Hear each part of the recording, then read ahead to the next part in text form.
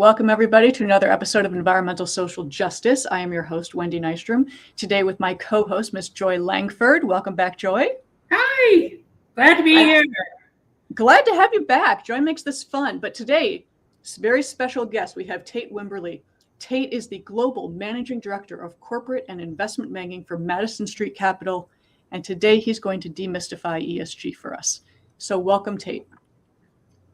Yeah, thank you so much, Wendy. Thank you so much, Joy. And I love the words that you use there. I think words are important, but demystifying something for people so that we're really making this knowledge available to everybody. And that's what gets me excited, is exactly what we're doing now, which I consider capacity building or capacity development, which is kind of informing people about new processes, global trends, and even economic opportunities. So really delighted to be here today. And if I can shed some light on a new kind of sector focus that we have in finance called ESG, I'm happy to do that as well.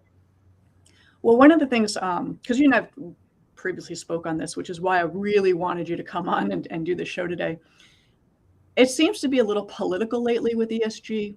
Red versus blue and greenwashing. Could you explain what red washing is as well, and how we kind of need to move on from this and just do better? Yeah, so one thing that I try to do is I try to diffuse situations and neutralize them.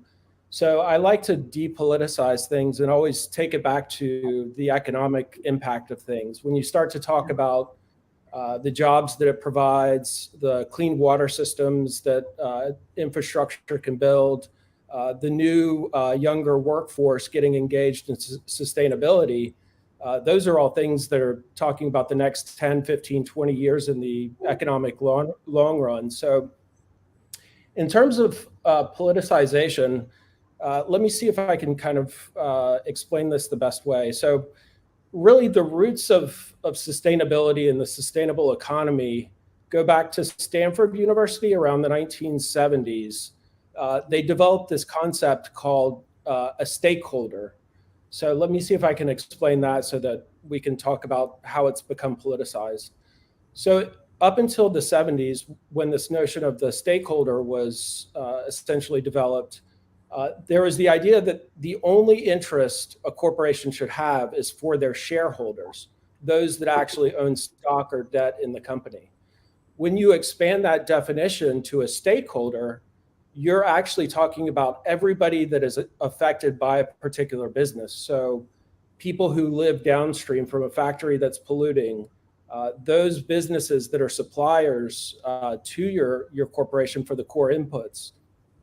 Also, anybody who's affected by your goods. So once you expand that from a shareholder to a stakeholder, you have this vast web of connections to your everyday business. So if I can touch on the politicization of it, it goes back to that shareholder versus stakeholder kind of debate. Is it a corporation's responsibility to do good, to do a social, economic, or governance good? In the past, it was no, a corporation should just provide a financial return to its shareholders. So there's two terms that I also like to try to remove from people's vocabulary. And it's exactly what you mentioned, Wendy, that greenwashing or red washing. So they're both used very loosely, and I think they're also a little bit destructive and not as proactive as they can be. So greenwashing is when typically consumers say that a particular company is embellishing or over marketing what their social, environmental, or governance impact is. So they're actually kind of marketing that more than the actual impact that it's having environmentally, socially, or with respect to governance. And now we have data that really gets into those metrics. This is the first time ever where we've got ESG metrics on the Bloomberg terminal and any Wall Street firm. So the other term is red washing, and that's on the other end of the spectrum. And essentially that's saying that businesses are doing this to kind of look good socially. It's the best way I've heard it described as virtue signaling is one common term that's used as a way to express what red washing is. It's kind of corporations doing this for brand share or market share. And so I like to remove both of those because, again, if you bring it back to the economic impact, if you were to tell accountants and lawyers that there's this whole new paradigm to learn in the form of ESG, then you start to train your workforce, you start to have the university students learn about the principles of sustainability, which cover everything from racial equity, social equity, gender equity. And that's why you see in many corporate boardrooms now this need for DEAI, diversity really represented in the C-suite by women and minorities who are in the C-suite. So Tate, when you see commercials, so to say, where a company is touting how green they are, or they're throwing out or spewing numbers about the way they're helping the environment, when they've been known to be some of the contributors to the environment, that's more so what you're speaking of when you're talking about red washing and greenwashing, kind of getting behind the facts of what's actually going on. Is that what you're basically saying?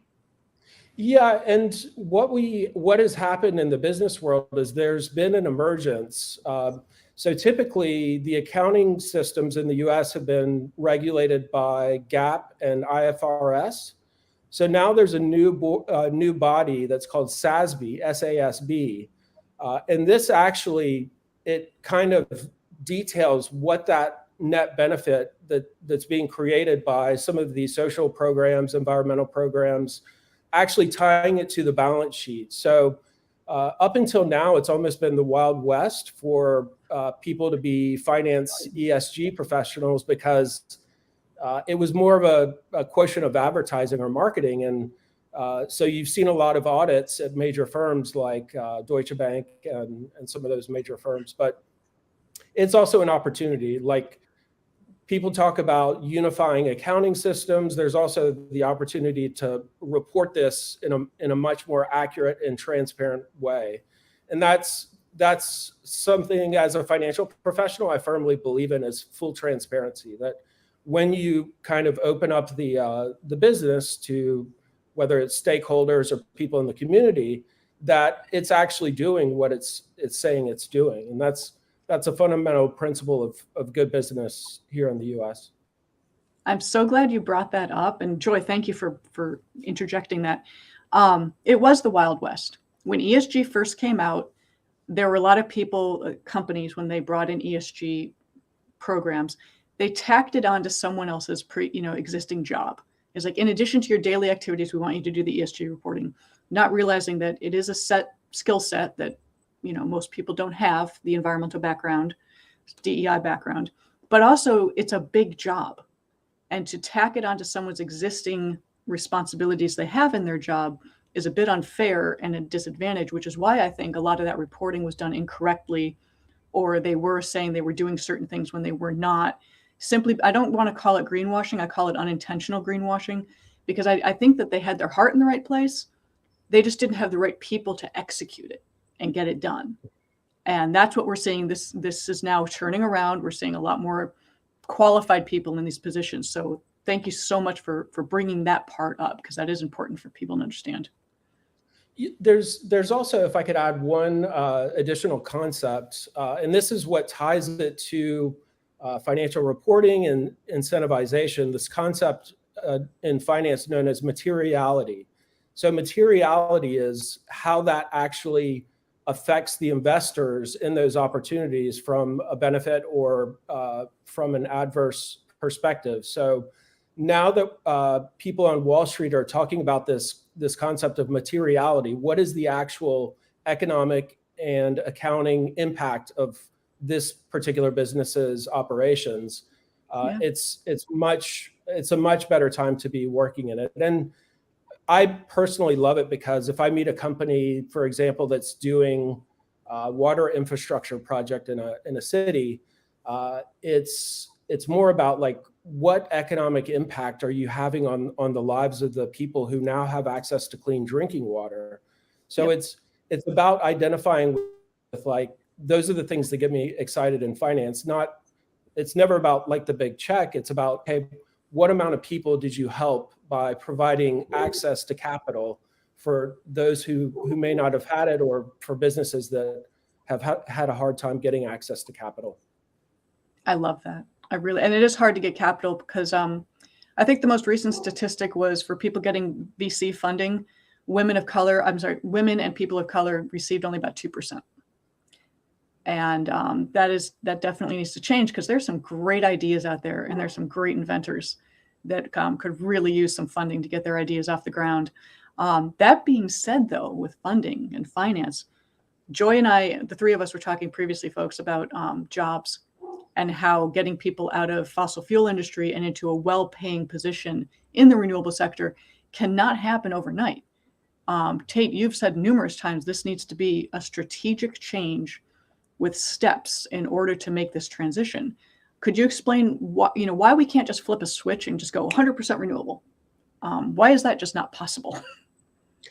Yeah, so it's a very good question. It's hard to really explain efficiently, but it's a systems question. So I think we had a conversation before, Wendy, about going back generations in my father's side in the past. We were coal miners in West Virginia. We were the hillbillies that are described in Hillbilly Elegy. We were the white trash, the barefoot coal mining people that essentially got their livelihood from a very toxic work environment. And Yeah. I say that because one thing I fear is that we demonize certain industries.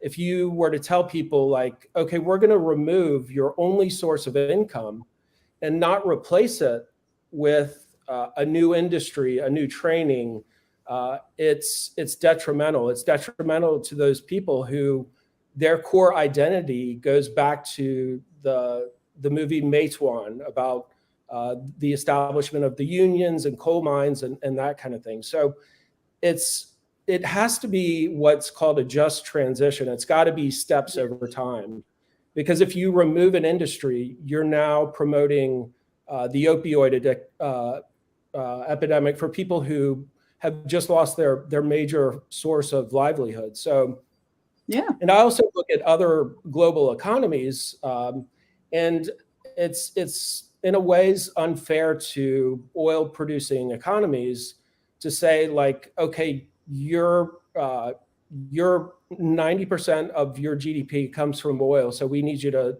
immediately shift from that sector. So you do have places like Dubai, Saudi Arabia, who are actively trying to diversify away from being so oil dependent. If we do start to see a transition, those economies are looking 20, 30, 40 years in the future to say, how are we going to support ourselves if we do start to meet some of our carbon goals? Yeah. No, absolutely. It's definitely something that we need to, keep in mind. I have two refineries that are in my district, and everyone is always saying, well, why don't you, shut down the refineries, do job training in the, electrification space. But it's, when you think about all of the people who have been trained in fuel, for example, and the families that they're able to support, the decent wages that they're able to get, it's not as simple as just turning off one switch and turning on another. We need to really figure ways to make sure that people are being trained, next generations are being trained, that there's anti-recidivism groups that are training people not only in fire resources, but as well as job resources, so that we can keep the economy going. So what you're saying about coal is extremely correct. It's not just about, burning bad fuel or something that's toxic. It's really about making sure that we protect the American dream for many families that are so fragile in the workforce. And what you're talking about is why I get excited, Joy, because this isn't just what a lot of people call the flavor of the month in finance. I don't see it as like what you saw with the recent crypto trend. When you look at university curriculums at universities all across the US, our younger generation is learning about sustainability in the business schools, in the government administration schools. So this is an actual skill set. And what I fear sometimes is that what used to happen in my house when I was a kid is we'd learn on Earth Day about like very sustainable things.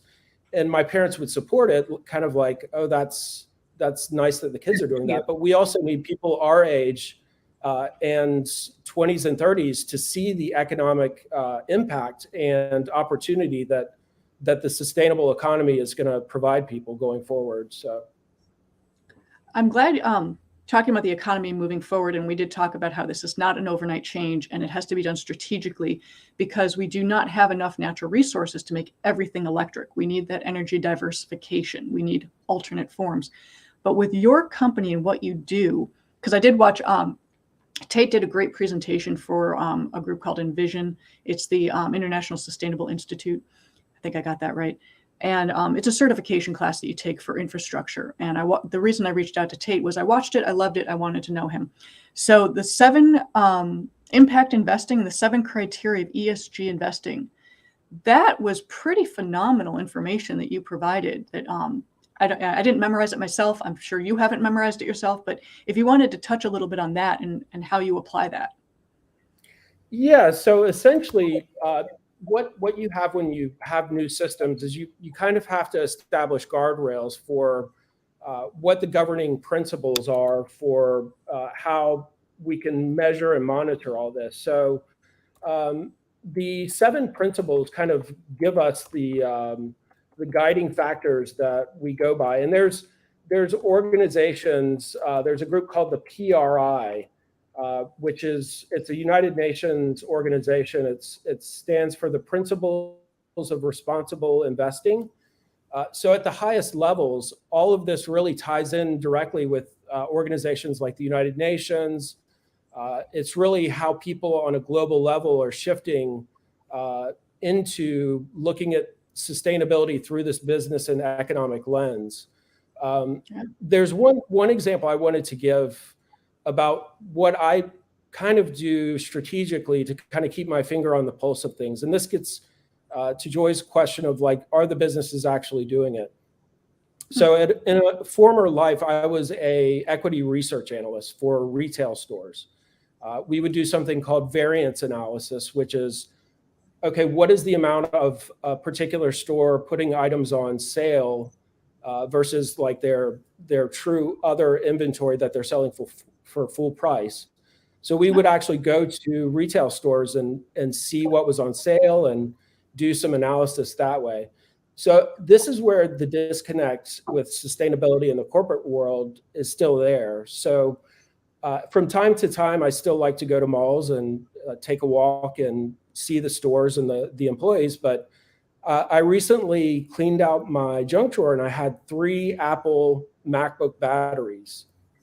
So I know that it's bad to just throw those in the trash. So I said, okay, let's go to Apple and see, even if they're not advertising that they have a program for this, let's see if they have any kind of economic incentive to return those. And that's where the disconnect is even major corporations aren't seeing things like opportunities to upcycle or recycle and incentivize the customers to use those programs.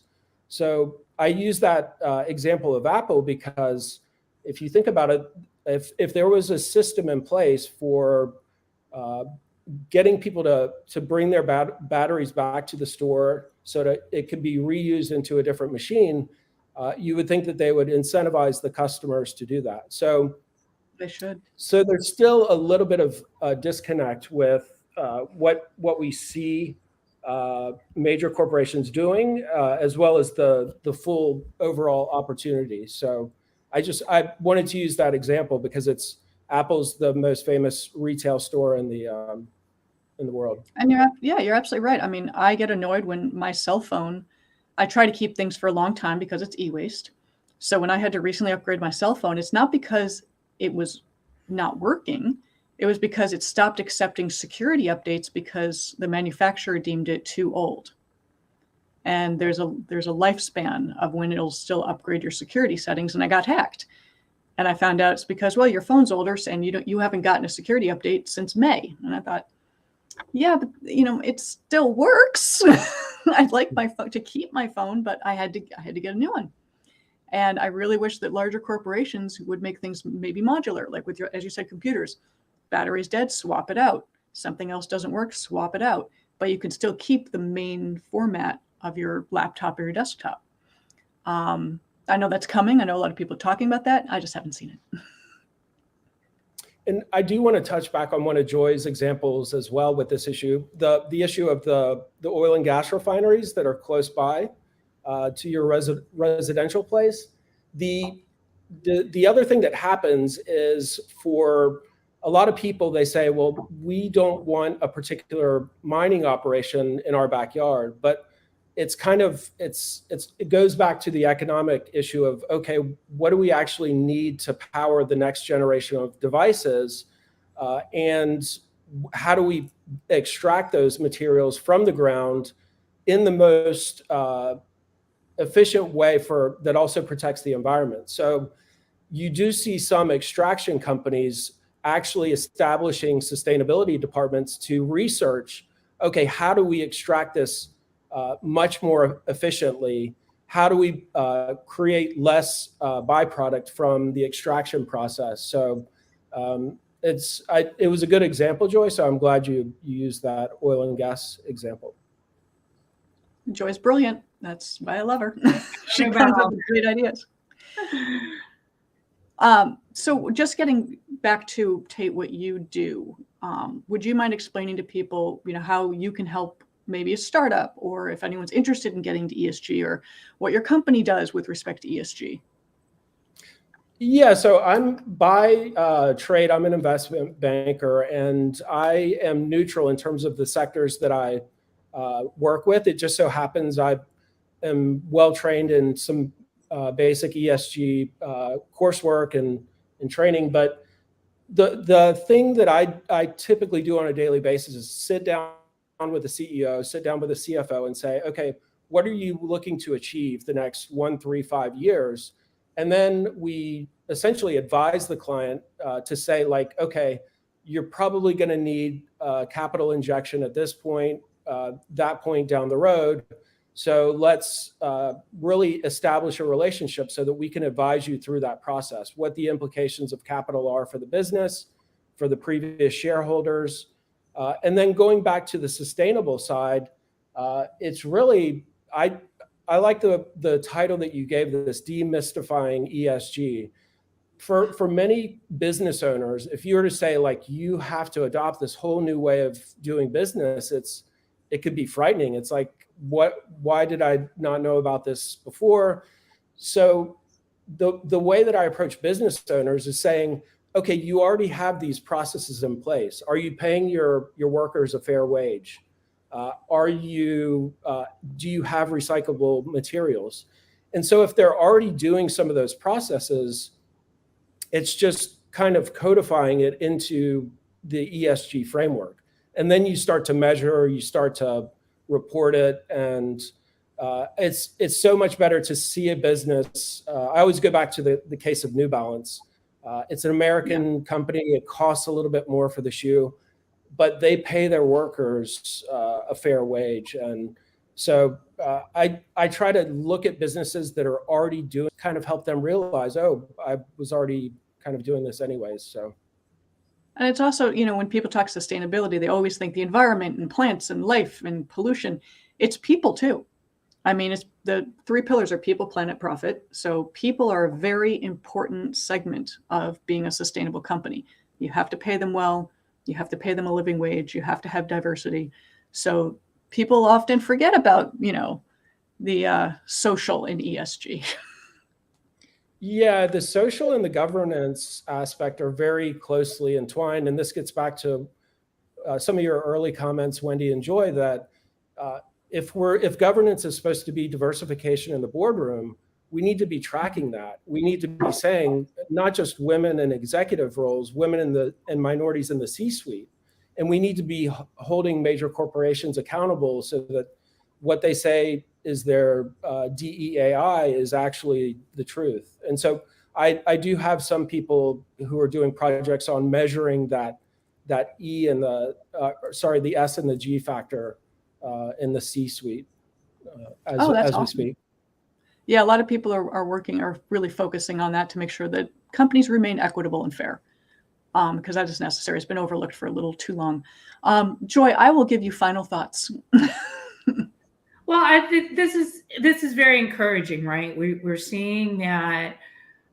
Yesterday there was an article that Hong Kong and all of the money that comes out of Hong Kong for investment strategy, they're reducing by 50%. So there's not a lot out here that Wall Street feels very encouraged about as far as investing, which trickles down obviously to jobs that are going on Wall Street. That's going to mean, more job decreases on Wall Street, as well as more job decreases in the tech space, all the way down the chain. So we really have to work diligently on ESG to make sure that, as things are dwindling as far as job expectations are going in all sectors, that we're really building upon what Tate is speaking on, the ESG component, where we're trying to find more diverse jobs, providing more diversity in more diverse regions, even such as the coal mining areas, such as the oil areas, where we can start building up the workforce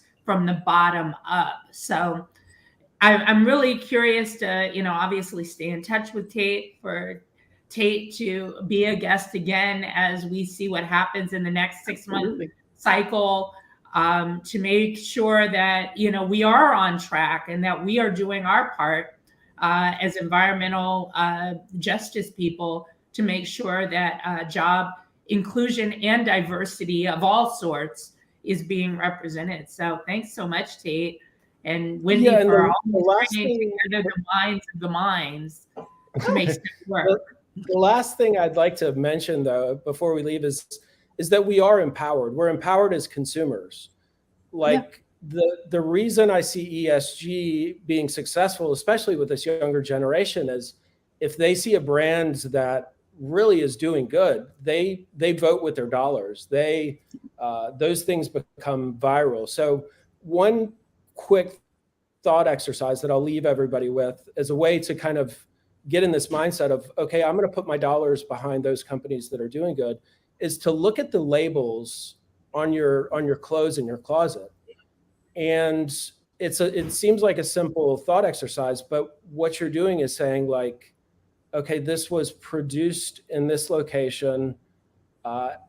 Was that fair wage labor? It had to be shipped from that location to here. So answering some of those basic questions yourselves and you'll start to look at the labels of the things that you buy a little bit better and become a more responsible consumer. Oh, absolutely. We make choices with our dollars every single day. And that's how this moves forward. And honestly, to just simplify ESG the best way that I can, it's just doing the right thing. As a corporation, doing the right thing. It is that simple. It's just a big step to take to get it initiated.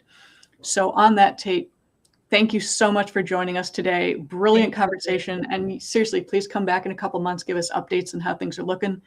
It's an important topic.